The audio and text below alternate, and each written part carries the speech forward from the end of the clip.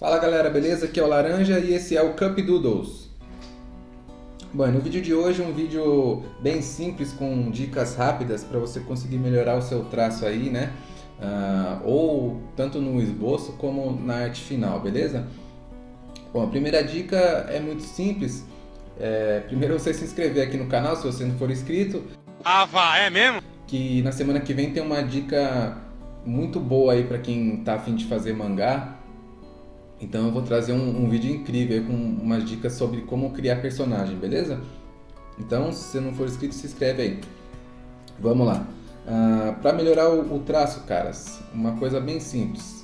Às vezes até a pessoa sabe como fazer um bom esboço, por exemplo. Ela sabe, sei lá, mencionar uma cabeça, ela sabe criar um personagem. Ela vai e faz um esboço legalzinho, né? E aí, por exemplo, quando ela vai finalizar esse esboço, ela vai definir o esboço, o que ela faz? Ela começa a fazer esse tipo de traço aqui, ó. Já viu? Quem faz assim? Faz um desenho assim, ó, todo repicado. Né? Ué. Ele, em vez de traçar reto, traça assim, ó. Fica um serrilhado. Isso aqui é muito errado, galera, porque primeiramente, se a pessoa traçou assim, a força que ela está segurando aqui é muito grande. Isso, além de marcar o papel, não sai um traço legal, né? Quanto mais fluido, quanto mais direto o seu traço for, fica mais legal e mais natural, né? Então, uma boa dica, para você soltar esse traço, você tem que ter esse movimento aqui bem grande, tá? Então, às vezes, esse próprio tipo de movimento aqui, ó, é um movimento legal para você treinar. Sempre segurando fraco, tá?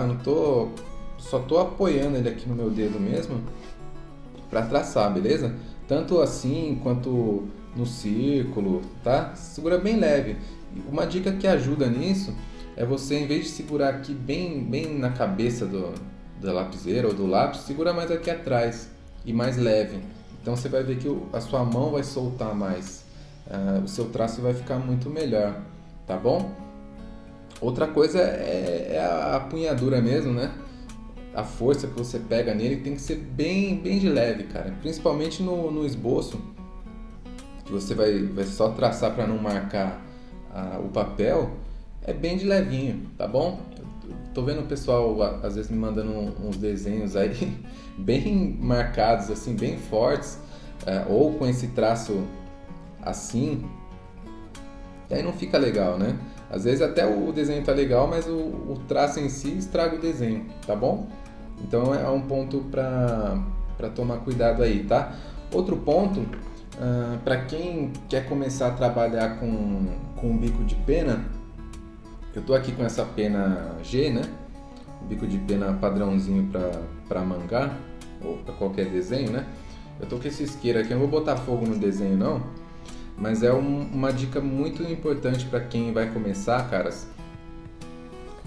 Essa pena aqui, ela vem com um tipo de proteção nela, que se a gente pegar assim do jeito que tá e molhar direto na tinta, ela não vai grudar legal.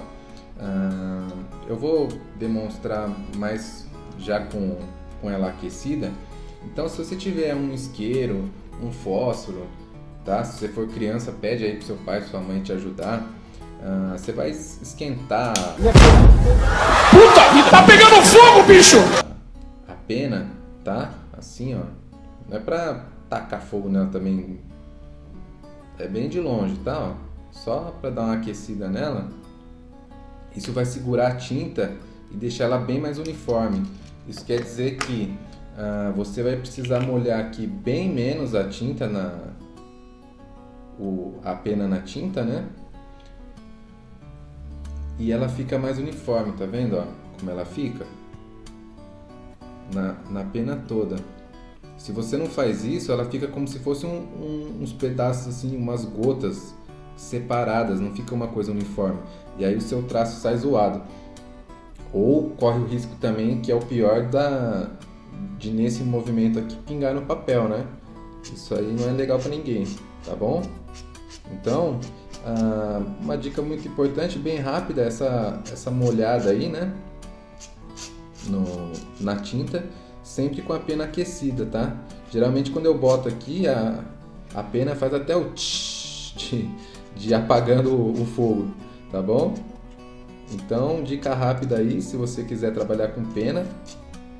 Escreve aí nos comentários também se você trabalha com pena, com que tipo de caneta você trabalha aí, que eu queria saber. Se tem bastante gente usando pena. E se você quiser mais dicas aí de como fazer o seu mangá, escreve aí também nos comentários, que esses vídeos roxos são sempre sobre dicas específicas mais para mangá, né? Hoje eu trouxe mais sobre o traço. O vídeo passado foi sobre as ferramentas gerais, né, que a gente usa para fazer o mangá.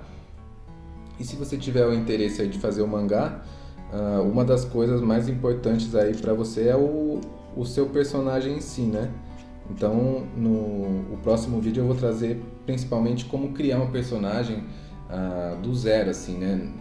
Além da parte estética, a parte do roteiro, né? O que você tem que trazer para criar um personagem interessante, a questão da personalidade dele e tudo isso, tá bom?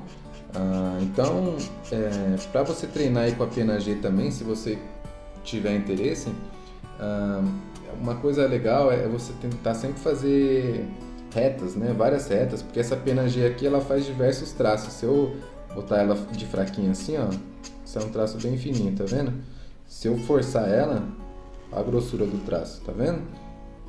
Então, da mesma forma, eu posso fazer isso daqui, ó. Viu? Então, isso daqui é só com prática, galera. Então, você tem que ter aí uma pena e treinar bastante. Sempre retas, vai fazendo reta o máximo que você conseguir. A empunhadura disso aqui também é de leve, tá? Para você ter um traço bem constante. Você não pode segurar muito forte, não. Tanto que a tinta também vai embora, né? Porque sai o traço bem grosso. E às vezes até passa o papel, né? Se você não estiver trabalhando aí com papel bem grosso, vai fazer uma sujeira aí e não vai ficar legal. Tá bom? Lembrando que essa tinta aqui que eu uso ela é a prova d'água, depois que seca, né? Então não tem problema de passar a canetinha depois para fazer as pinturas e tal. Inclusive no Instagram a gente está postando sempre os desenhos já coloridos, tá? Então se você não seguir a gente lá, já pode dar esse follow aí, beleza? Bom, no vídeo de hoje é isso, galera. Se você quiser mais dicas, é só escrever aí nos comentários. Se inscreve aí para não perder os próximos vídeos, né? Eu tô lançando os vídeos sempre como estreia, então a gente consegue acompanhar junto. É bem legal esse modo de estreia aí. E o YouTube avisa também, né? Acho que é meia hora antes dos vídeos.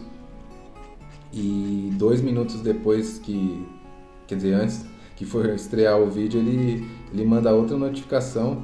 Então você fica sempre ligado aí nos vídeos do canal, beleza? Então por hoje é só. Valeu, fui!